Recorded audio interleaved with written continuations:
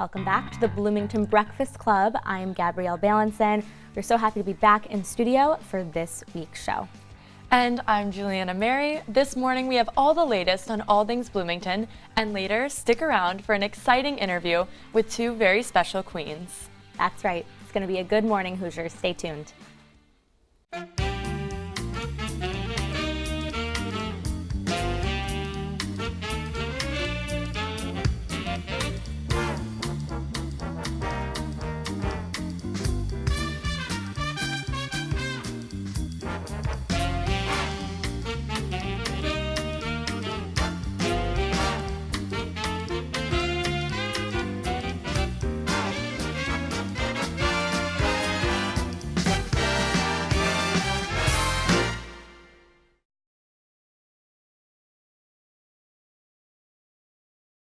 And now for your Hoosier sports update. The Indiana men's basketball team started out their season strong with a win against the Chicago State Cougars 105-55. Fans got the first glimpse of freshman sensation Romeo Langford's performance on the court and were not disappointed with his 19 points, 4 rebounds, and 3 assists. Coach Archie Miller commented that he was impressed by Romeo's willingness to pass and overall attitude as a team player. The 2019 IU basketball team shows great potential that has fans excited and ready for a great season. The Indiana women's basketball team also set the bar high with a 68-66 win in a WNIT rematch against Milwaukee. The Hoosiers were led by a pair of transfers, Allie Patberg and Brenna Wise, who were excited to hit the court after sitting out last season.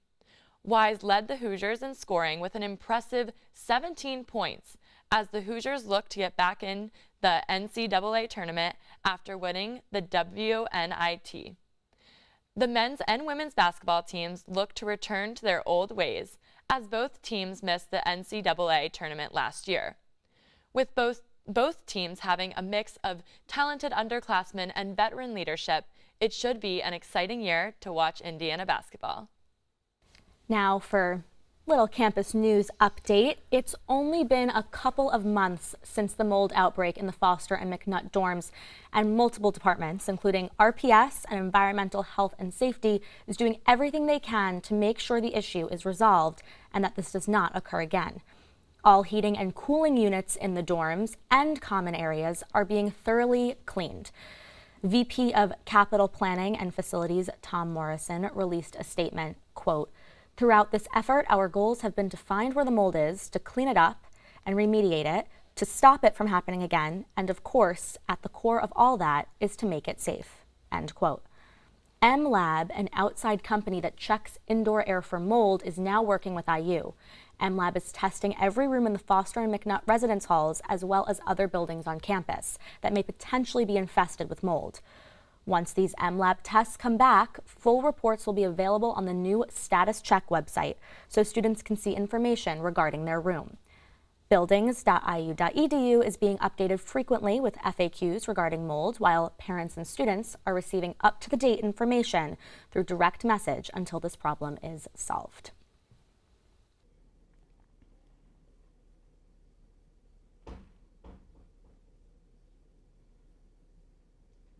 Hi, I'm Tucker Scanlon, host of Not Too Late, the late-night show that lost all its savings by investing in beehives. If you want to join our live audience every Friday, check out our Twitter for more information. See you there. It is now time for our unnecessary updates of the day.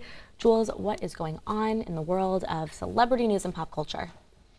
Well, Ariana Grande, she has definitely been in the spotlight lately for a lot of different reasons, but she performs her new single, Thank You, next for the first time on The Ellen Show. Mm-hmm. And she wasn't prepared to talk after. She thought there was going to be no interview, but she could just exit. But Ellen asked her some questions about Pete and her ex, Mac Miller, after her performance, and apparently she didn't want to answer. She was visibly very caught off guard. Why are you shaking your head? That's just poor breakup song etiquette. What is? You can't make a breakup song clearly about someone and then now I expect people to ask questions about said breakup song. It reminds me when Justin Timberlake made Cry Me a River, and he went and talked about Britney Spears. And I always thought, well, that's silly. This whole thing is based around Britney Spears. You can't just ignore it when it's not convenient for you. But maybe they say it in the song, though, what they're trying to convey. And that's all they want to do. And that's all they want to say. Okay, well. I personally, my heart goes out to her. I don't think that she's gone through. She needs to take a break. I know that people have said that she really needs that break, and I think that she deserves at least that. Yes, well, let's move on to the next update. Nick Jonas and Priyanka Chopra just got their marriage license. So they're not married yet, but I am excited for this wedding. Do we think it's going to be public, more private? You know, Kevin Jonas, when he got married years ago to Danielle, that was such a public wedding. They had like a people spread. Do you remember that? Yes, I do. So do you like, what do you guys think? Is Nick gonna do that same thing? Priyanka's very much in the spotlight. She's an incredible actress. Right. So for her sake, I hope it's public. I know, she's great. Do you like her? Yes, I do. Yes. Especially since Quantico got canceled. It'll be nice for her. Yes. Something to do. Something to do. Get married to Nick Jonas. Nothing like marriage as a hobby. What's next? The Spice Girls are going on tour again, but Posh Spice will not be returning. And I did see some sources that were saying that she wasn't invited or given the option to come along on the tour. So, who's your favorite Spice Girl, Aves? Scary Spice. Oh, okay. Yeah. When they're reunion tours, I love when everyone comes back. That's the point of it. Yes, it is a point. So it's like Posh Spice, where are you? Victoria Beckham, you know? And would you go on that tour? Or would you go see the tour? No, without Posh, no. I know, I agree. Anyway, Kelly Ripa and Mark Consuelos will be co-stars again on Riverdale. The real-life couple met on All My Children years ago, and they've been together ever since. I love that. I love their little love story. And Mark is playing Hiram Lodge on Riverdale. He's had a reoccurring part, and I guess Kelly is joining. Well, that's great. I know. I like that. I like it too. That'll be fun. I can't wait. Yeah. Are you a fan of Riverdale? Yes, I am. Absolutely. Yeah. What about you, Jules? Do you watch? Not too much. I'm not too into it. I don't know. Didn't hook me right away. I feel like it's gotten very dark. Yeah, it is. You know, it started out as like this fun, the Archie comics, and then it got super dark, super quick. Yeah, it's kind of like that, like Pretty Little Liars, like a little too dark for me. It just has that edge to it. I don't know. Not my favorite. Yeah, so those are the updates. Aves, what do you have for us? Oh, I have some news about. Go tell us your A-list. The recent midterms proved that America is a divided country. Issues of race, sexuality, and class have never been more fraught. And with both political parties gradually drifting further and further apart, it's difficult to see what common ground remains between the two warring factions. In these topsy-turvy times, it's now more important than ever to focus on what unites us, the few remaining topics that transcend race, class, and religion. And no issue brings America quite together, quite like our shared, seething hatred of advertisements. Which is a shame because ads have never been more omnipresent than ever, especially if you, like me, obsess over celebrity culture. If you wonder why everyone on TV drives a Chevy and drinks Pepsi, it's because they're being paid millions of dollars to do so. UCLA conducted a study and found that product placement on television has risen by 20% over the past 5 years, with ABC shows being the biggest culprit.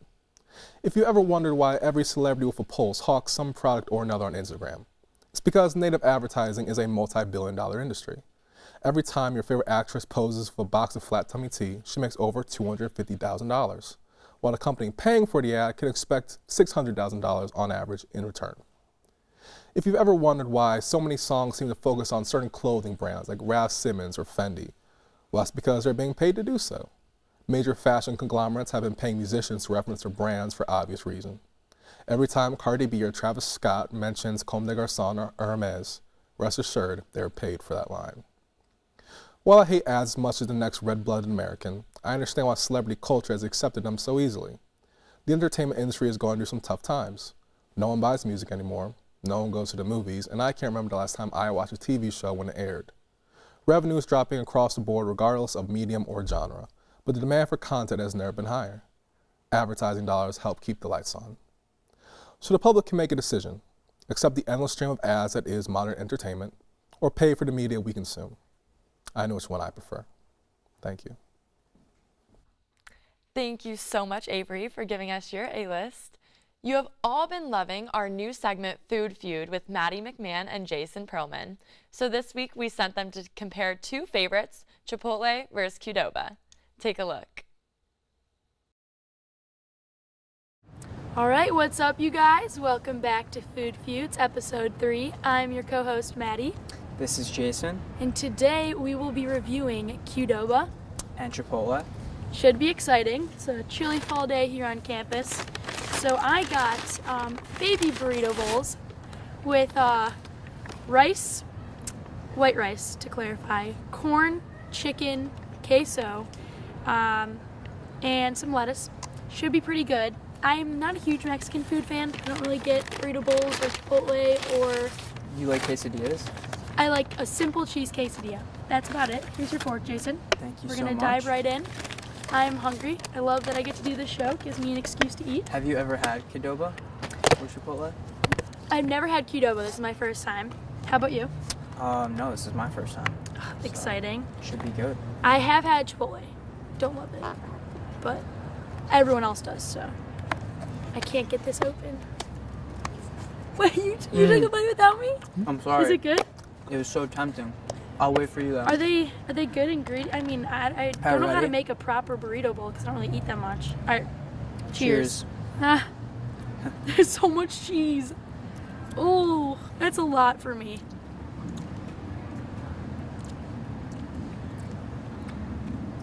Not bad. A little spicy. I'd say I put together a pretty good burrito bowl. You did a pretty good quite job, proud of honestly. myself. It's pretty. It's a little spicy, very flavorful, a good amount of ingredients. Not too maybe much. too much cheese. Yeah, but not too much meat. Like they put a perfect Yeah. amount of meat in. Like, If you go to Qdoba and get a burrito bowl, ask for light cheese. That's what I'd say. It's and my if like you're not advice. even that hungry, maybe just like a little like quick snack. Like get like a mini bowl. Yeah, a It's pretty baby good. bowl. I don't think Chipotle has that. No, they don't. They have one It's size. cheaper. Yeah. It's a How much nice was snack this? size. $10 total. $10 total, a lot cheaper than Chipotle, so we're about to find out if it's worth it. I'm gonna finish that for dinner. 100%. All right, let's All right, so now that we're done with get these this, burritos out. let's go on to, actually, you might need to use that fork. I got 2 burritos from Chipotle. We kept it simple, the white burrito, and then we have white rice, chicken, corn, and cheese. Any type of sauce? No sauce, because I don't know. It's pretty bold. They have so many sauces. They do have Might be a little salsa, dry. sour cream, queso, but Queso could have been good. I got queso on mine. maybe I'll thank get you. it next Thanks time. for buying me a burrito. Of course. Oh my goodness. And this came out. Wait, I don't. This is so big. How do you eat it? This is a very big burrito. So you obviously have to be very, very hungry if you want to eat this, but Okay. you ready Alright, to cheers it? cheers. Cheers. I don't even know where to start.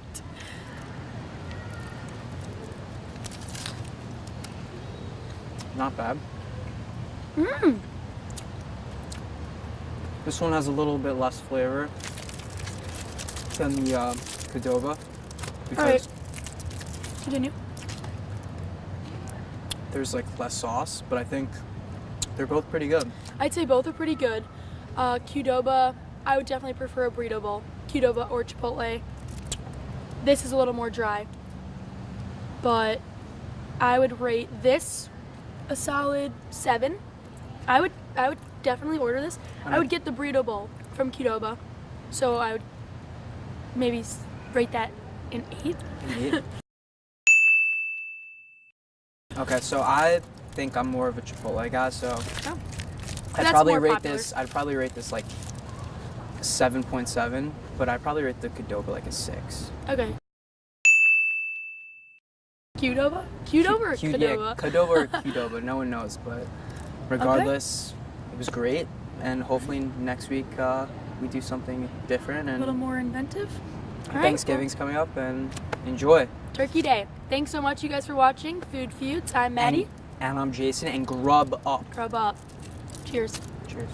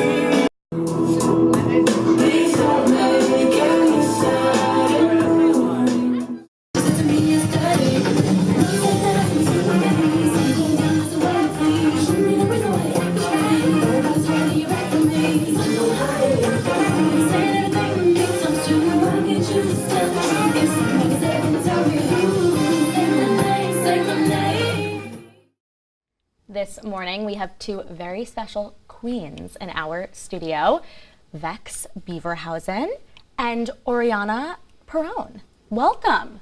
We're so happy to have you. Hi. Thank for you having so us. much. Thank you for coming on. Thank you so much for being here. We can't wait to hear more about drag and what you do. So we just watched one of your performances at Backdoor. Tell us a little bit about what those performances entail. A whole lot. Wait, which performance did you watch? You guys were doing your thing. Tell us, how does this just... A lot of Give us pain, a lot of misery, a lot of self-deprecation. No, it's just a lot of fun, and it's just a lot of work to put into all of this. And you have to come up with ideas. You have to like figure out your makeup, your outfits, your hair, whatnot. Figure it out. Maybe do it an hour before because you overslept because you're hungover. It's fine. It's a normal day. I'm wearing 8 pairs of pantyhose right now. That's all she does. That leads into my next question. We love these looks. How long approximately does this take? What is... Like an honest answer is probably like 2 hours. About, yeah, but if you like rush it, like I think I did this in all together about an hour and a half, 45 minutes this morning. I think that was still like rushing and talking to her. Oh yeah, I was like telling a whole story, and I was like, I got my face done in 45 minutes, and I was like, oh, I'm done. Okay, cool. Guess I'll put my wig on. She still beat I me. guess my hair's ready. Like we started at the same yeah. time, and I It's was like, not a goodbye. wig, it's hair. It looks... Sure. I mean... Natural. Yes, so beautiful. It truly is That good art. pink. It truly is.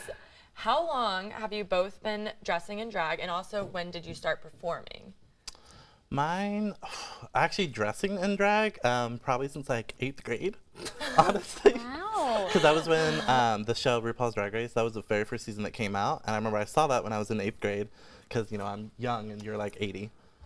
And I remember I saw it and I was like, oh my God, that's what I want to do. That's what I like to do. Because I was like, it was fun, but like I never really wanted to like be a female. It was just that art form. So I started dressing up and stuff like that. And then I actually started performing. The end of this March will be 2 years. And I started at the Backdoor. So That's great. this is because right after I turned 21, I took a couple like months to like watch the shows and figure out what I needed to do. And then like jumped in after like 3 months. So I was like, okay, let's do this. That's awesome. Well, I started essentially like 13 years ago with cosplay. So I'm what's known as a cross player. So I cosplay outside of my gender. So I usually cosplayed like Sailor Moon or Cinderella, Winifred Sanderson, things like that. So we go to anime conventions, which are just a 24-hour, like all weekend long nerd fest.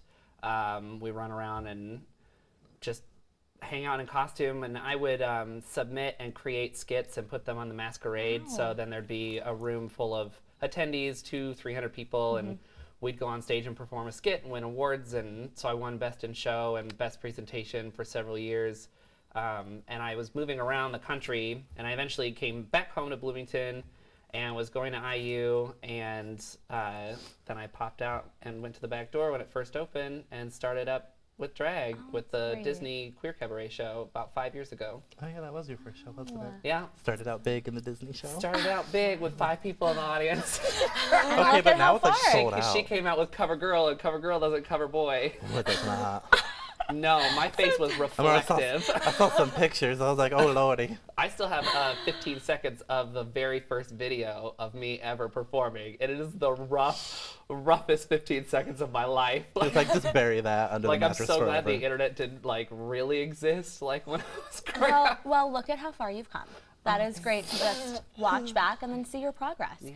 Tell us about the best part about performing together in drag. Do you guys perform together? Sometimes. No, I hate her. That's fair. That's fair. What Good to are know. your favorite parts?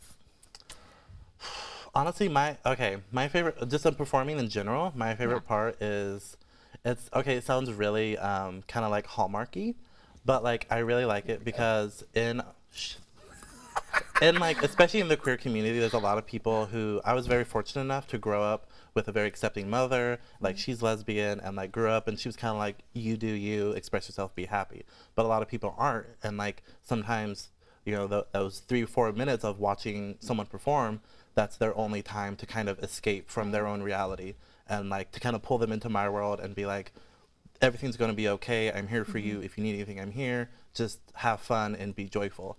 And like there's people that have come up after a performance that have been like actually crying, like almost in tears, like that was so beautiful, I love that, like it was so nice, it was so wonderful. And honestly, doing that, like I love the art form, I love performing, but to try to help someone else in any way I can, just to try to make their life a little bit better, it makes it for me so much. I love that.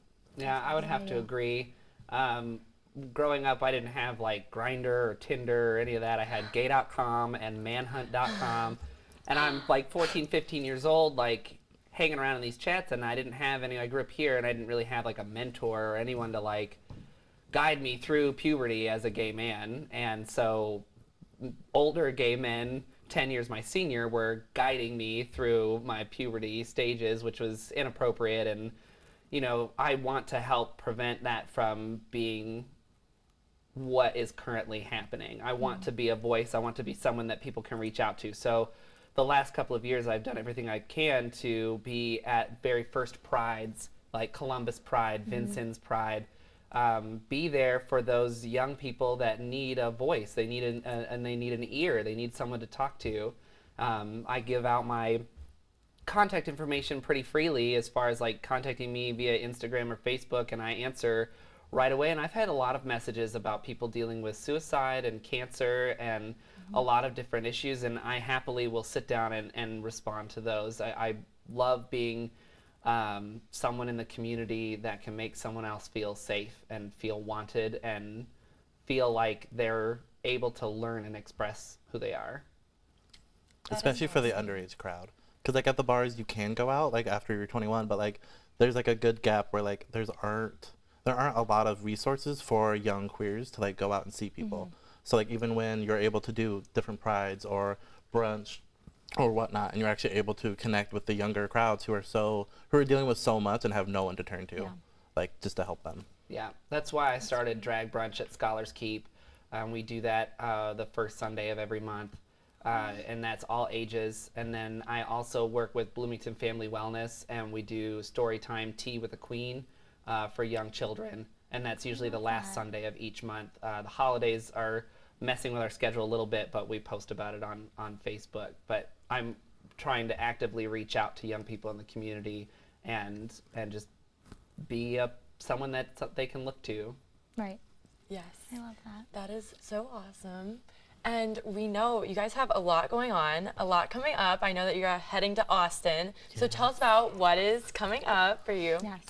We were both selected to perform in Austin International Drag Festival, and that takes place 17th, 16th?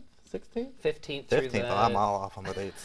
I don't know when I'll be there. The 15th through the 19th. Ah, okay. I was just going to go. I'm just going to jump in the Well, car and let's go. You're so excited. Yes. This Congratulations. is like 4 days just full of just random dragness, drag kings, drag queens, Oh, so non-binary, fun. all in between, just a ridiculous big gay hay fest. And we're so excited It's to perform. kind of like a convention, like an anime convention, similar in style. Yeah. So they have it set up. I was selected last year as well with Jamie Spangle, who was also selected. And it's basically held in a hotel in Austin.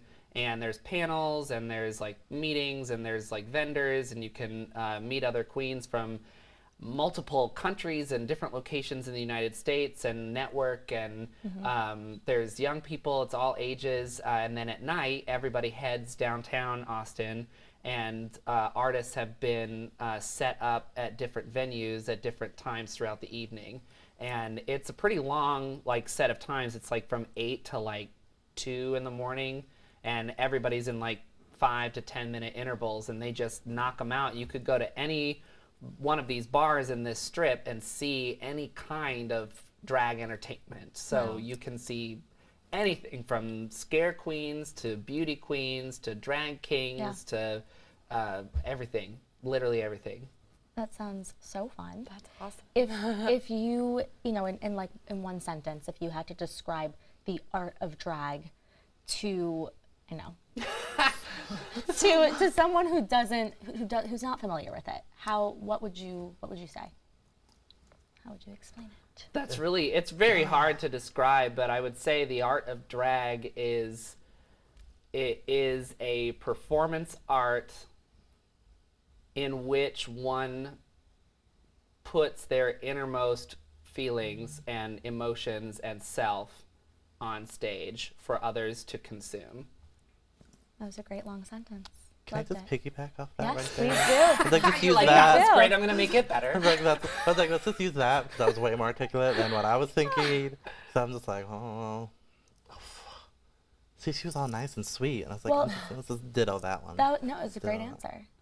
A great way to explain it. That's great. Hi, I won question and answer for Miss Gemma the Tri-State. Yeah, that's all you won.